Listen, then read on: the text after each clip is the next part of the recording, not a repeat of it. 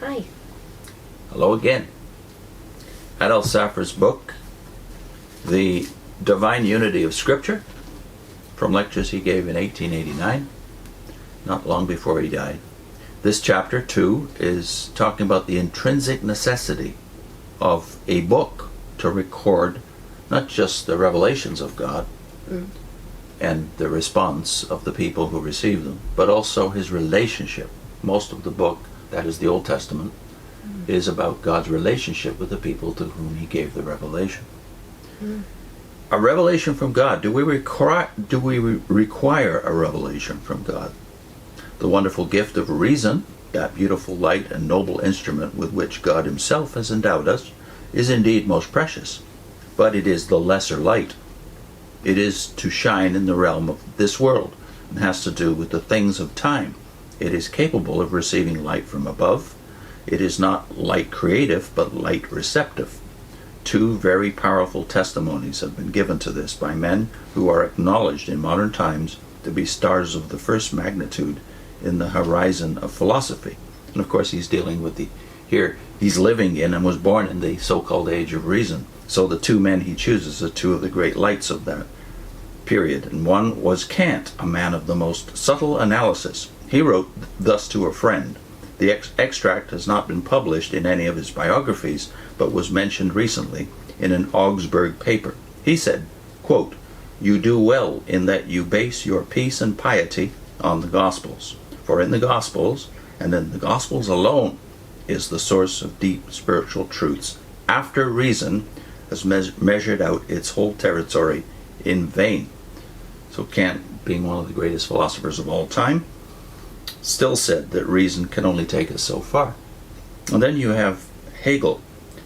Saphir says another great leader of thought, the pantheistic metaphysician Hegel, on his deathbed, would have no book read to him but the Bible, and said that if God were to prolong his life, he would make this book his study, for in it he found what mere reason could not discover. His favorite hymn during those dying days was a German hymn of which the bearing is, "Jesus, draw me entirely unto thyself." From above comes revelation. Eye hath not seen, observation cannot discover. Ear hath not heard, tradition and the learning of the past ages cannot transmit. Neither hath entered the heart of man, genius and intuition cannot find out what God has prepared for them that love him. But unto us he hath revealed it by his Spirit. Now of those things that are revealed to us by the Spirit of God, and which are contained in the Scriptures, from Genesis even to the culminating book of the Apocalypse, I wish now to speak to you, and I single out 6 great things. I do not like to call them ideas because they are realities. 6 great things which have been revealed to us in the Bible. The first is God. The world in its ignorance and folly knows not God. The world in its wisdom knows not God. The world in its sinfulness knows not God. The world in its virtue, Pharisaic and stoical, knows not God. Nature does not reveal God. Nature, when it pleases God, through it to speak to the heart, reveals the existence, the power and goodness and wisdom of God. But nature does not reveal God himself. Polytheism did not know the one God, but only an abstract, a supreme force or reason. Atheism denies God. Pantheism degrades God. Positivism ignores God. Scripture reveals God.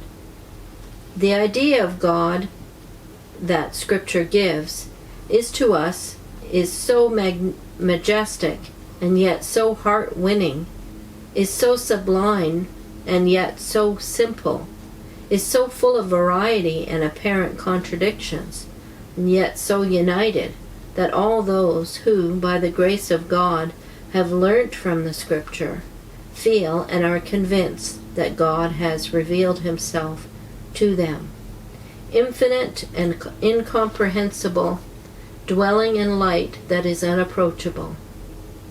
He yet condescends to make himself known to the children of men, even to babes. Eternal and omnipresent, he lives with us from day to day, and is the home and sanctuary of his people in all generations, holy, so that he chargeth even the angels with folly, and yet the Redeemer and Savior of sinners, just and the justifier of the guilty, terrible in his majesty and in his judgment, tender and compassionate, merciful, patient, and long-suffering, infinitely blessed in himself, and needing nothing external for his life and for his joy, and yet weeping over Jerusalem and sighing over his sinful nation, stretching forth his hands against a gainsaying people, and again calling heaven and earth to sympathize with him, all fields and all trees to rejoice with him, because he has found the one that was lost, and has quickened him that was dead, revealing himself to us and making known to us his secret thoughts. And yet after all his revelations we say, who is like unto God? O the depth of the riches. He tells Israel that they must make themselves no image of God, for they have at no time seen any form or similitude of him. But he himself speaks to Israel in such a concrete way. He has eyes and he sees. He has ears and he listens to the voice of our supplication. The sacrifice of Noah ascends unto him, and he smells a sweet savor. He has hands, and they are stretched forth to rescue the perishing people. He arises and awakes and rouses himself out of his sleep, and hastens to deliver the godly. He remembers his promises of old.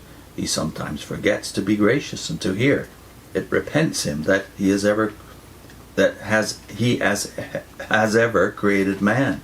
And then he rejoices as if there were no joy for him, except in the salvation and in the blessedness of his people. Who would ever venture to speak thus of God?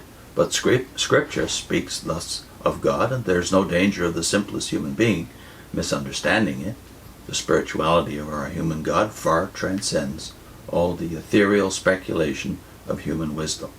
He compares himself to a father, as a father pitieth his children. He compares himself to a mother that is not able to forget her child. He compares himself to a bridegroom that rejoices over his bride. He speaks of himself as a friend who cannot do anything unless he communicates it first to his chosen ones. Oh, when the Bible brings us God revealing himself, it is no abstraction. It is no philosophy. It's full of life and full of love, and enters into the very inmost heart of man. There's nothing so sublime, and there's nothing so pathetic.